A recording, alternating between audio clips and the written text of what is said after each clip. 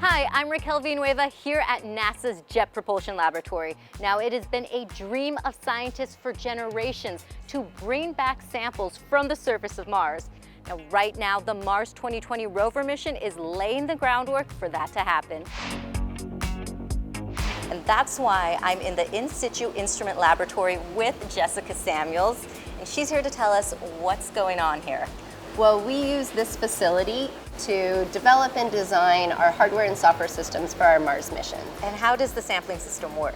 So we have a drill on the end of our robotic arm, and as we are drilling the surface of Mars, we will be collecting pieces of Mars into the sample tube at that time.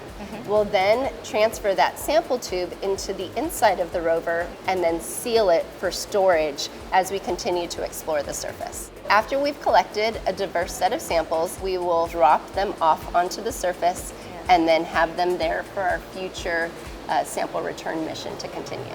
Well, I know you have some tests to keep doing, and I'm actually going to go check out the next phase at a different lab.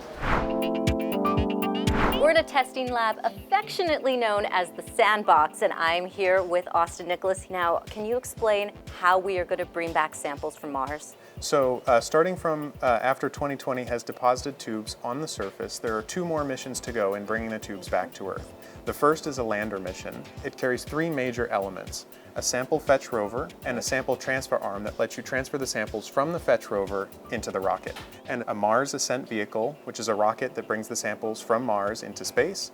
Meanwhile, the orbiter has also launched from Earth in 2026 and is making its way towards Mars, and it'll be in position by the time the rocket's fully loaded. The orbiter will then go to the sample container that the rocket's put into space and then capture it, ultimately bringing them to Earth in 2031.